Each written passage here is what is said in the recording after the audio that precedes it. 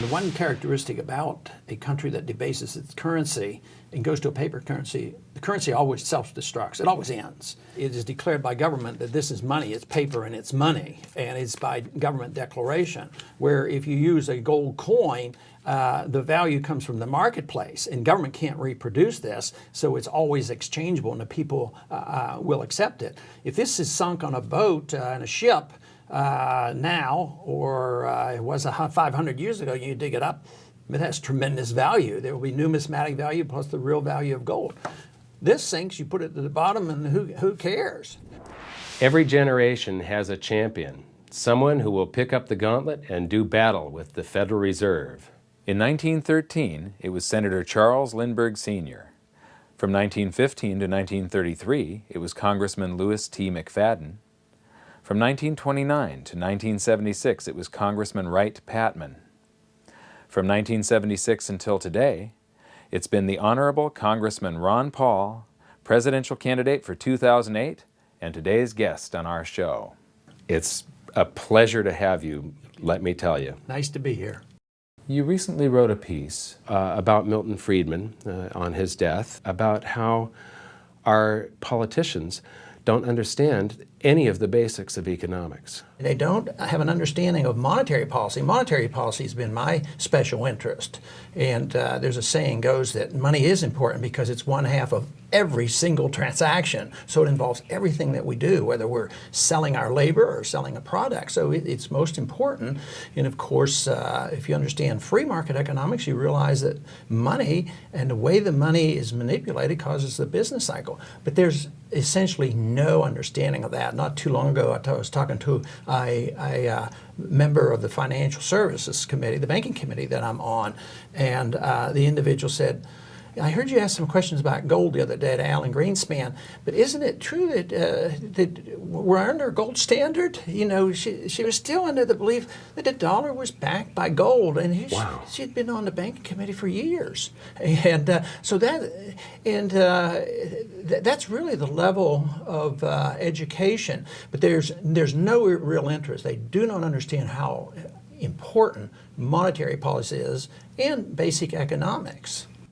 What do you think about the availability of credit these days?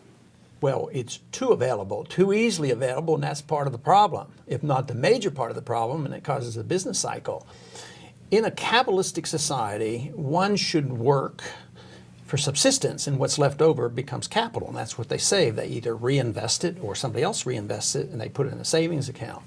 But because of our monetary system, we have created a disincentive to save. There's no incentive to save because the dollar is constantly depreciated, and we're taught to spend the money because consumers drive the economy.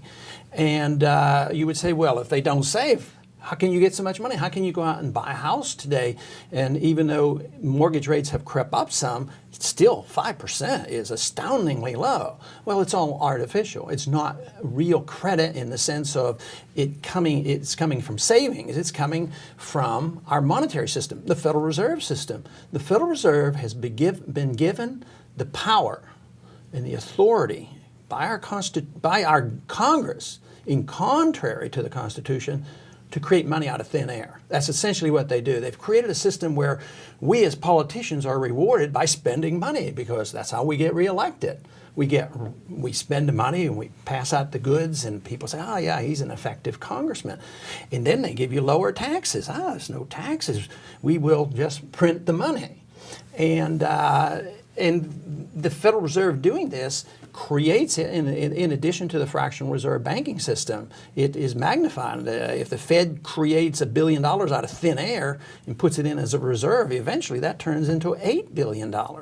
And sometimes weeks, the Fed can create $5–10 billion in a week, and whatever they want, whatever is necessary to fix interest rates. They're price fixers, are what they are. So the Federal Reserve makes credit available, but in a way it's fraudulent and it's theft because it does have value. You know, if you go to the bank and they give you $1 million, we all take it.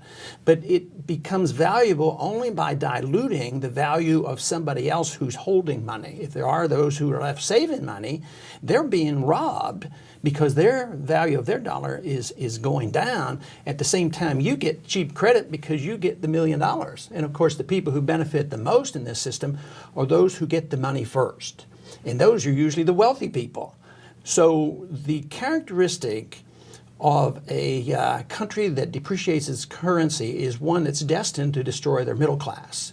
So if you're in the rich class and you're in the banking elite, or you're in the military-industrial complex, or you want to run a deficit because you're going to fund special interest groups, then you like this system. But it's ironic that some who believe that you have to give welfare to everybody to take care of it, rich welfare and poor welfare, are literally really hurting the poor because it's a tax on the poor. They don't pay income tax, but they pay the inflation tax, and it hurts the poor and low middle income especially because they end up with an inflation rate. Price inflations go up much faster than those of the rich, and the rich usually don't care. So it is a tax, and the easy credit is very seductive. Politicians love it. The people who get to use it love it. Few people understand it, and I think we're going to have a collapse before they come around to really thinking seriously, about monetary policy and why we have to revamp it. Recently, we have seen the dollar go down sharply. I think it's going to continue, and hopefully it'll wake the people up and find out you have to have honest money and follow the Constitution because it says only gold and silver can be legal tender. Yes, and it specifically outlaws bills of credit, right? That's absolutely. And what is a Federal Reserve note? It is nothing more than paper money on a bill of credit, and yet if you have a silver dollar, if you have a silver dollar like this, you can't pay your income tax with this. Matter of fact, this says $1 on it. Mm-hmm. And it's legal tender for $1. It doesn't make any sense. But if you have a Federal Reserve note, even a Federal Reserve note, you can't take and pay your income tax on. They want it electronically. This whole notion that you have legal tender. If you have a privately minted silver ounce, and you tried to transact a business transaction with that, you can go to jail. I mean, you're breaking the law. And yet the Constitution said gold and silver are legal tender, and it's the only thing that could be legal tender. So, we have a lot of problems in this country, economic, monetary, foreign policy, and yet we fail, once again, back to education, we fail to look at the guide. Not only is it a guide for us and advice for us, it's the law of the land. It's the rule of law, it's the Constitution. So you say, well, let's say the economy gets much worse and we have a lot of inflation and, all kinds of things. Well, we have to do something. Just look to the Constitution. We'll find an answer. If somebody thinks, well, we're doing too much overseas and spending too much money and our foreign policy is not successful, look to the Constitution. Is there any authority for Congress to give the president authority to start wars when he pleases? That doesn't exist. No. And we do that endlessly. So it's so simple. The Constitution is so neat and thin and easily read, and yet nobody reads it. We ignore it. Yeah, we don't use it. Ignore it. Instead, Congress is up there. We'll be finishing up our session soon, and there will be what they call an omnibus bill. And it'll probably be about that thick. It'll be thousands of pages long, and nobody's going to know exactly what's in there. And it's just an outrage. And as long as the people think they're getting stuff, and not worrying so much about their freedoms, they're going to tolerate the system. More lollipops. Yep. And the point is should we try to correct it right now, or should we wait? Well, we should try to correct it right now, but quite frankly, I think that the people are only going to be awakened and the politicians are only going to pay more attention once there is a serious crisis.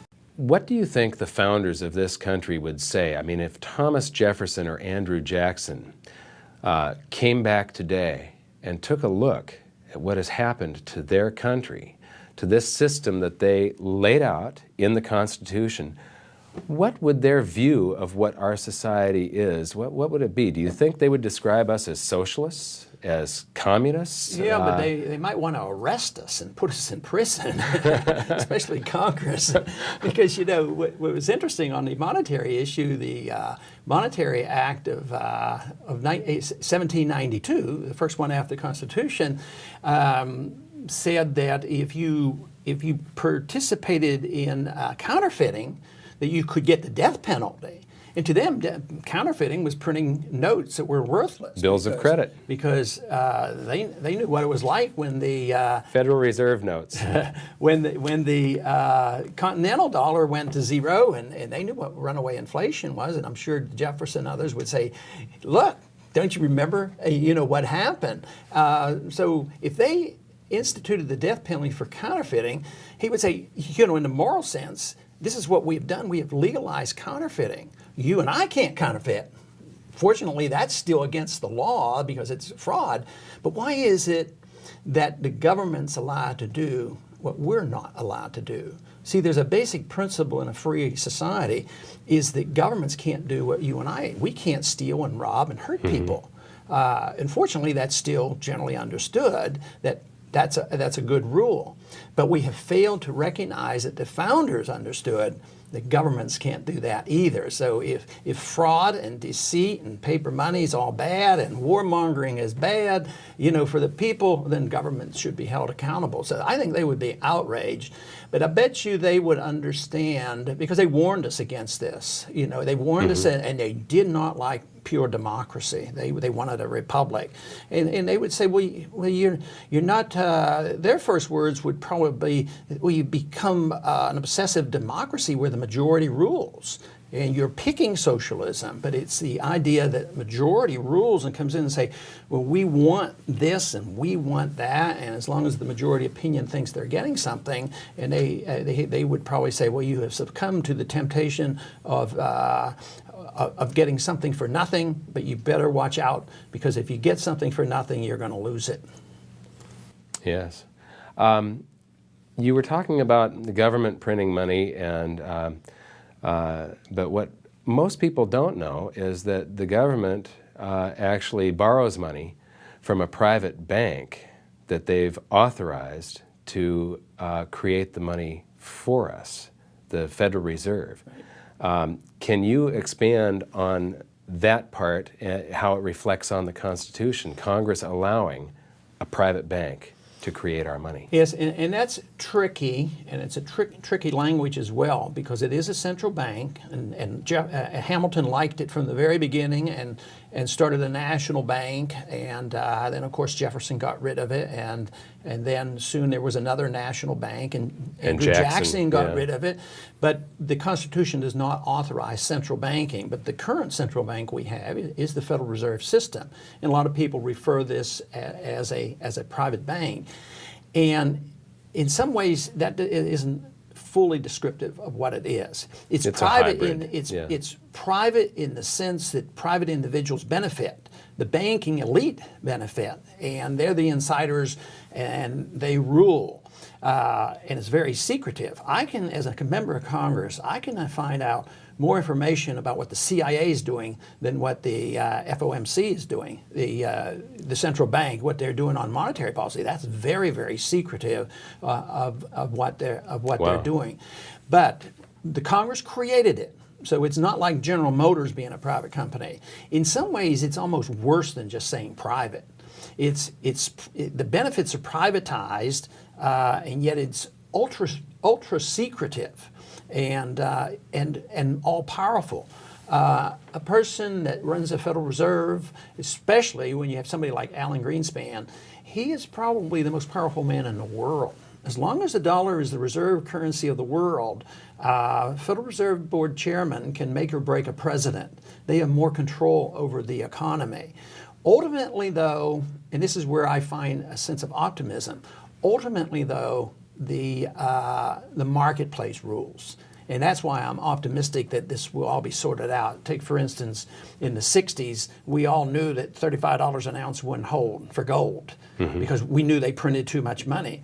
But the authorities, the central bank and the Treasury and everybody got behind supporting gold, the dollar at $35 You're talking about the London gold pool now? The gold pool and the pseudo-gold standard of Bretton Woods. Yeah. And this is when I became a true believer, because I read Austrian economics and I said, it won't work, it won't work. And boy, August 15th, 1971, the Bretton Woods collapsed. And of course, gold took off. So the market ultimately rules, even though under today's circumstances, a Bernanke or a Greenspan, very, very powerful. And they might, I'm sure they are trying to manipulate the price of gold, and they're always trying to manipulate the value of dollars, and the people are deceived, and the world plays this game that the dollar is as good as gold and it's a reserve currency. So we have this wonderful benefit in this country of printing gold. It used to be you had to earn the gold, and then if you spent it, you had real money. But now the world has been deceived. Instead of it totally collapsing in 1971, we inherited a system that allowed America to be the producers of gold, which is paper, and we have great commodity or consumer goods, but we lost all our industry because it was much easier to ship these jobs out and let somebody else do the hard work, because we have the unlimited supply of gold, which is our dollar.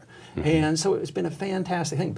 But I'm convinced that the system we have today will no longer last than did. We're abusing it too much. And people will come around to rejecting the dollar, because we depend on countries like Japan and China to finance our current account deficits. So we get the money comes flowing back, and they loan it to us at cheap rates, and we finance our war and our welfare. I mean, if this system could continue to work indefinitely, it would mean that Americans would not have to work ever again. We would just loaf the rest of our lives and just print the money and buy whatever we needed. And one day, a long time before we all quit working, the world will wake up and find out that we in this country who have lived beyond our means unfairly will be living beneath our means. And even though the very wealthy who have benefited tremendously from this system, many of them will know the tricks of the trade, and they know what to come in, and they'll protect themselves. But there'll be many of those who don't quite understand this and think that this wealth is perpetual, and they'll be brought down as well. I'm in the business of protecting liberty as a congressman. So that's my goal. And I think of what's happened in third world countries, or in particular in Germany. Ultimately, when you have chaos, economic chaos brought about by monetary manipulation, runaway inflation, the threat is not to the loss of their personal wealth, which is a possibility. The real tragedy is the coming of a dictator. You know, whom are we going to blame? The Nazis blamed the Jews, and it has to be always a scapegoat. And then they go in and accept the dictator, and it takes a long time to iron that out, and too often that leads to war. And just back to the basics, the education, the understanding, the founders' message, the message we have in our Constitution, it could all be preventable, but we yield to the temptation of a free lunch. Is the problem. Can you tell us a little bit about the entitlements? Well, there are too many, because we should be entitled to our lives and entitled to our responsibility to take care of ourselves. That's what's in the free society. But entitlement is a very, very deceptive term. Most people think an entitlement is like a right. An entitlement, you're entitled to medical care, or entitled to a job, or entitled to education. And those are misnomers because they have become rights and demands. So if you need something or demand something or want something, you're entitled to it. It becomes a right. And if you reject it, then you're antisocial and un-American. And yet we live with that. But there are two groups get entitlements. Most people, when we talk about entitlements, and I really bought into this before I first went to Congress, and there was always those poor people. You know, and they have been taught to be entitled to something. They've been misled, or they've been unfortunate, so therefore they're entitled to be taken care of by the people who produce. And I thought that was most of the entitlement welfare system. But I think the entitlements and the welfare for the rich is a much bigger deal. The monetary system we talk to is an entitlement, that they think that they have this right to earn the money. At least they've devised it so that they can. But then there's the entitlements of privilege regulations and tax benefits here and there, and the military-industrial complex and contracts. Just think how many billions of dollars are going into big corporate coffers in trying to rebuild Iraq. First the military-industrial complex makes all this money building weapons. Then when they destroy a country, then they get more money to rebuild it. And it just goes on and on. And who gets it? The rich don't suffer. The rich get richer, but the middle class suffers because of the inflation and taxes. But then again, there's a challenge to the poor, and they're the ones who want entitlements. Liberals in Congress will come up and they'll always harp on the stagnant wages of the poor and middle class, and I agree with them. And a lot of conservative Republicans won't. They say, oh no, they're doing fine, they don't pay any income tax. But I agree with the liberal who said the income for average people is being fixed last 6 or 7 years, no increase whatsoever. And yet the liberal says, well, they're entitled to a better living. We're going to raise the minimum wage. We're going to give them more money for their entitlement, more education, more schools, more medical care, more housing, and we're going to tax the rich.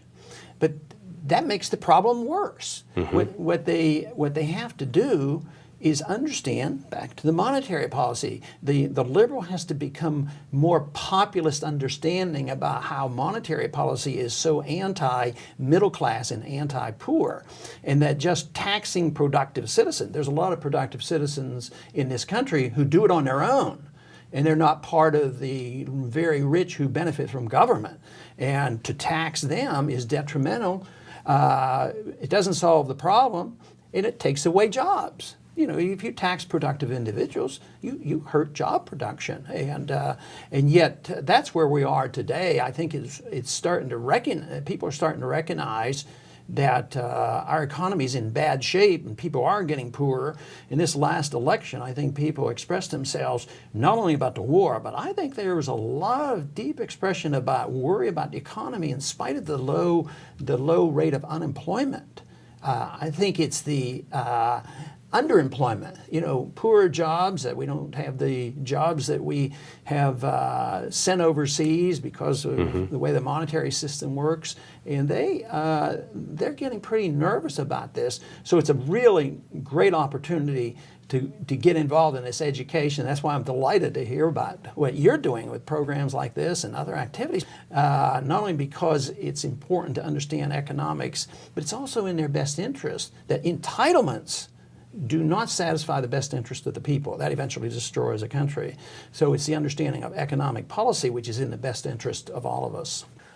Most people in the United States don't realize that you can go to the U.S. Treasury's website and you can download the financial statement of the United States and you can read it yourself. I do this. I don't know anybody else that does. But in it, you see the entitlements projected out for 20 years.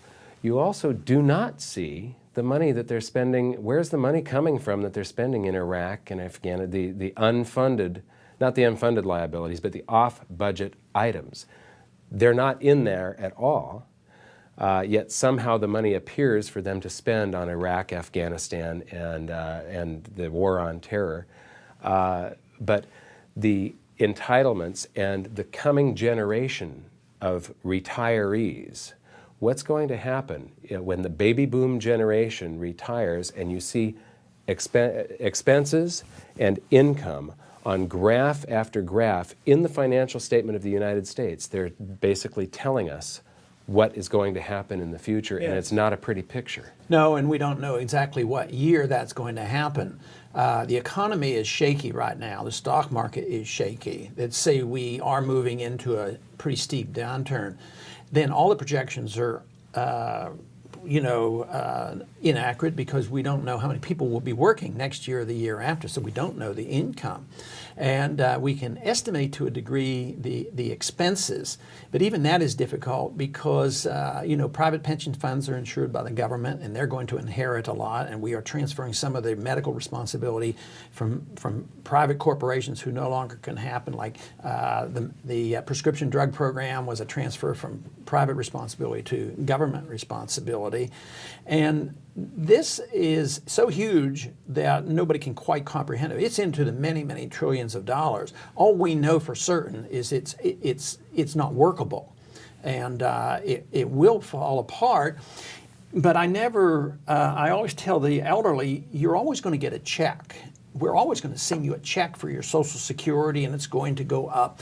But we will always fudge on what the real rate of inflation is, so it will never go up quite for you. So your real income is going to stay flat or go down. But you're always going to get a check, and they'll try to keep up. But the question is what's it going to buy? You know, even if it comes gradually, and electricity doubles, and your check doesn't double, you're going to suffer. And I think that is what's going to happen. I think this country is going to get much, much poorer. And the entitlements will finally have to end, because just printing the money and running up the deficit or expecting foreigners to continue to loan us the money, it's not going to last. It's just a dream, and it's very, very serious. And even though there's a few people in Washington talks about it, they're not really serious about it. It's put it off. There's a deep concern in Washington for the next election already. We've just had an election already. What is the deep concern? About 2 years from now, how do we get power back for the Republicans? How are we going to maintain power? Who's going to be president? It's a game that they're playing. They're not thinking about the cause of liberty and the future and understanding monetary policy and why this thing won't work. That's the lowest on their priorities, and it's all to pander, to get votes, and they're dealing in a very corrupt system. There's less corruption than you might believe in the conventional sense of members of Congress taking money under the table. They're dealing in a corrupt system where they're transferring wealth back and forth, and that's their job. And the better they transfer this wealth from somebody else who's paying the taxes to their district, I mean, that's the sign of an effective congressman. So they work very hard at that. It's the system that is corrupt, and it invites a lot of abuse, and that's why this entitlement system has just gotten totally out of control. But in a way, though, when the crisis hit, there'll be some good things that come about it. People will recognize that hard work is an honorable thing to do, and we have to work to maintain a standard of living. And it means also that we're going to pull in our horns. We won't pretend that we can tell other people how to live and that we're going to take democracy. Well, the founders didn't even like democracy, and we're expending lives and hundreds of billions of dollars to go over there and tell the Iraqi people how they're going to live.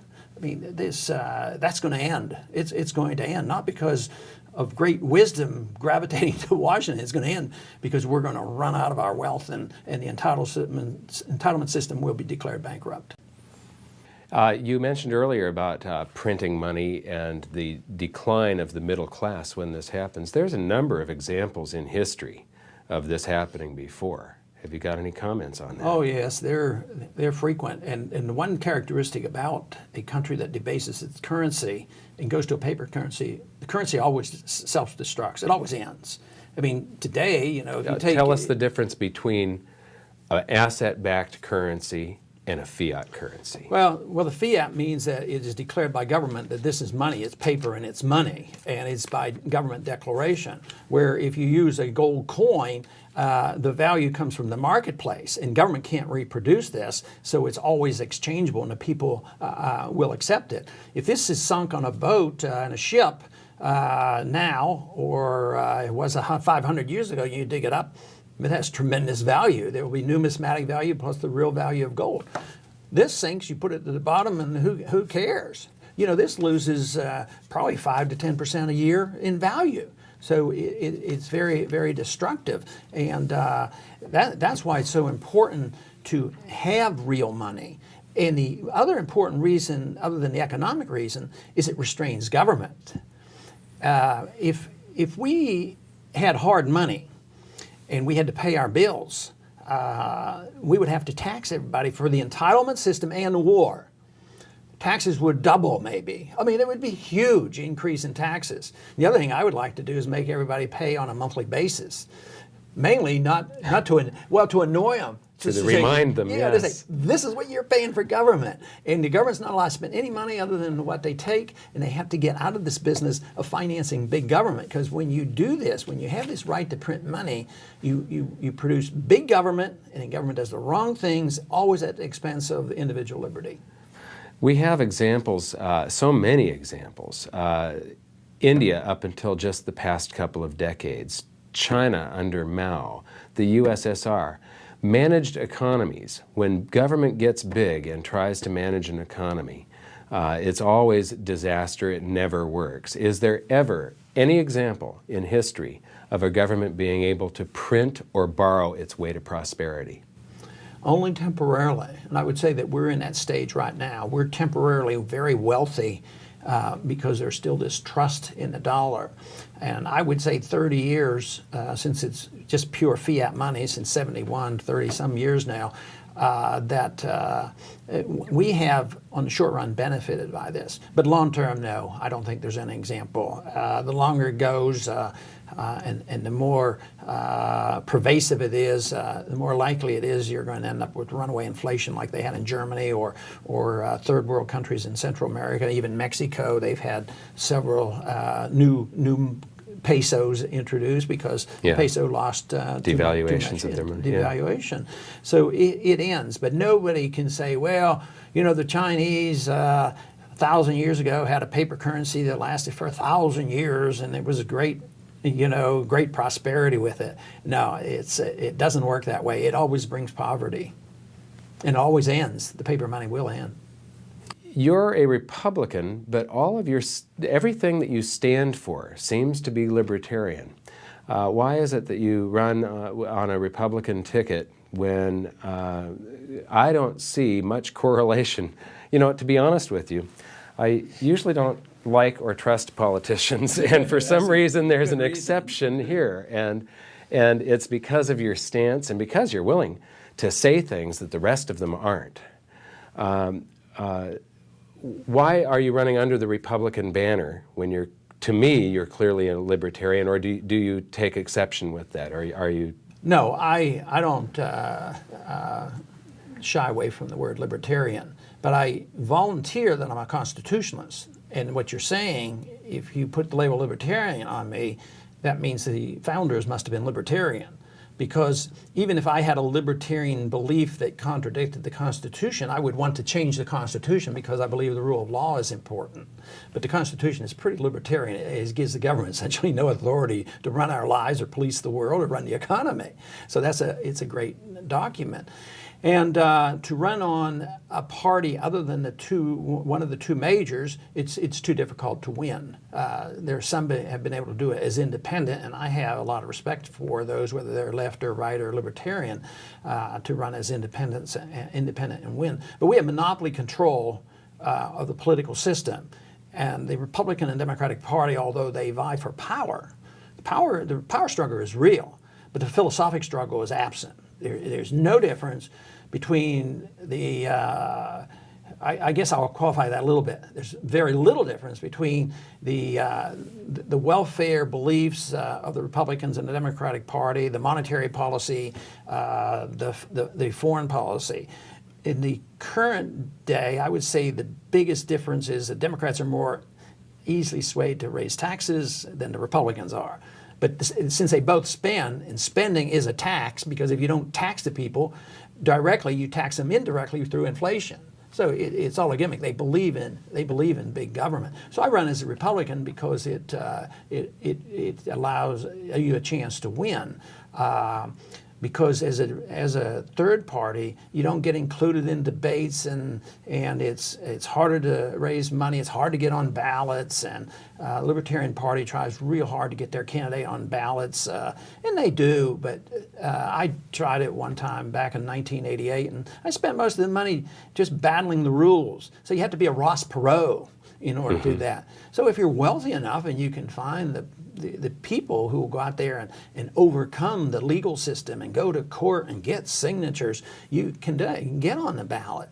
But for an average so the system is stacked against. It's stacked against it. And I think somebody could have my views and run as a Democrat. Matter of fact, after this last election, a Democrat that beat a so-called conservative Republican called me, and she was all excited. She says, guess what I did? I used a lot of your supporters up in my district, and I used some of your literature, and I won a seat, which was exciting. Wow. That they took these constitutional views, more libertarian views, and were able to use it and win a Democratic seat. And she said, I want to be an ally of yours. And she had never been in office before. So this can happen. So we have a mess and a lot of cards stacked against us, but we're still free enough to participate. The fact that you can still do television programs and you can do homeschooling and private schooling, and even a guy like me can get elected to Congress. So there's still enough freedom left, and we need to use it to go in the opposite direction of recapturing our freedoms, rather than sitting back and saying, well, there's not much we can do. And they say, oh, the media is opposed to us. Well, who's the media? You know, the media is everybody now. All you have to do is get a computer and you're on the website. I mean, my stuff doesn't make the news, but boy, I get a lot of letters around the world. When I give talks on the House floor, I mean, I get a lot of interest. You said your stuff doesn't make the news. I was watching C-SPAN one time. Congress is grilling Greenspan, and it was all softball questions. And then you step up and you ask a hardball question, and C-SPAN immediately cuts away to some silly commentary. Do you think that we have a truly free and fair media in the United States? Not really, because I consider it. I mean, you take a station like Fox. I mean, it just works for the Republican Party and works for the president. And they promoted the war and all their propaganda. It's ironic that PBS has given me a fairer shake than the so-called private stations. Of course, I wouldn't vote. And even C-SPAN. Oh yeah, C-SPAN treats me very well, and they get me on. But it's sort of ironic. I wouldn't vote for a penny to subsidize public broadcasting. But in a way, it's more fair and balanced than the so-called fair and balanced station of Fox. But Fox has a right to do that, and so somebody else has a right to be more liberal. So I don't want to, take that away. But the people don't quite recognize that. They're more likely to say PBS is unfair and it's always leftist, and finally we have Fox to balance this, and they love Fox News. Yeah.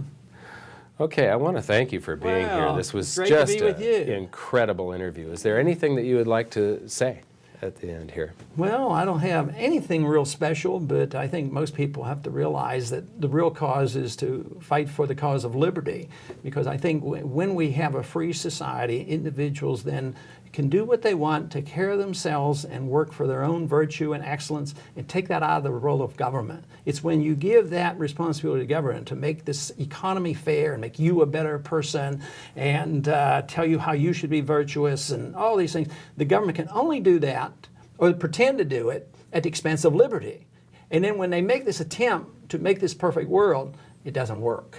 So there's a very practical argument against all this big government, and it's a shame that we who believe in freedom and liberty have done such a lousy job in convincing the people that it's in their best interest to fight for liberty, and we will have our prosperity. Too often people say, well, we'll get our prosperity by getting our entitlements and giving up on the concept of liberty, and that's a problem that we have to overcome. Thank you. Thank you. Wow. That was so good that I've forgotten what the next questions were.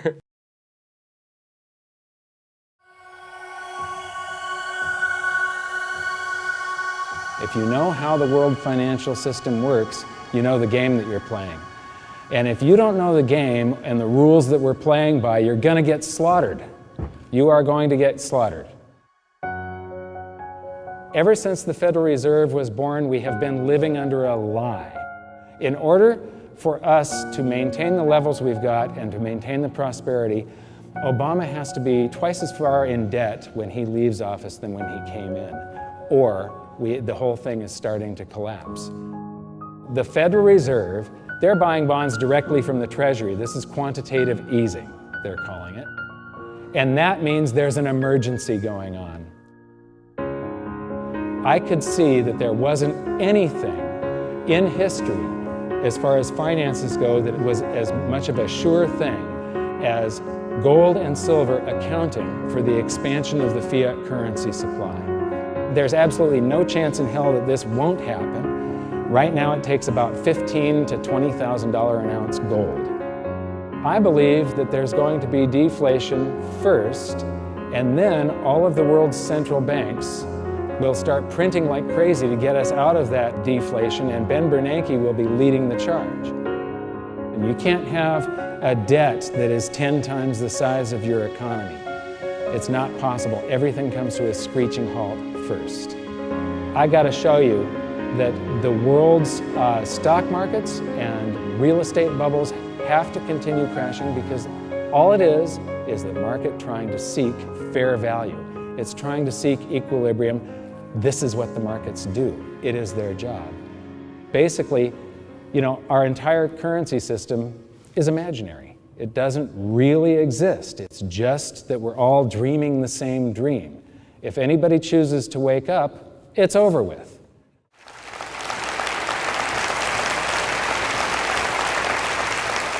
Thank you very much. I'm Mike Maloney, author of the best-selling book on precious metals investing, Guide to Investing in Gold and Silver. It's part of the Rich Dad series that Robert Kiyosaki started.